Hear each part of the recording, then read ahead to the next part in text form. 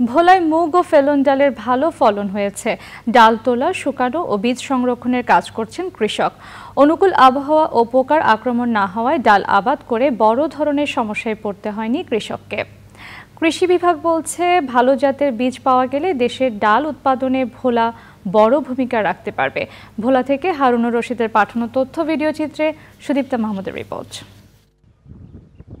ভোলা সদর, দৌলত খান, বোরহানউদ্দিন, লালমোহন, তজুমউদ্দিন, চরফ্যাশন ও মনপুরা সহ ৭ উপজেলায় এবার ১৯,৫০০ হেক্টর জমিতে ডাল জাতীয় ফসল আবাদ হয়েছে।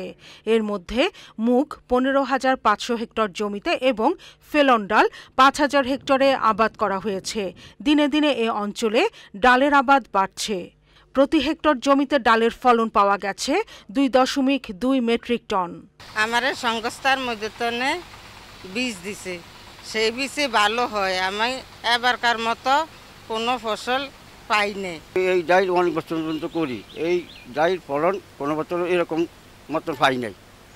হ্যাঁ, আমি ৪,০০০ টাকা বিক্রি করি। ইনশাল্লাহ আমি এই ডাইলে করবো।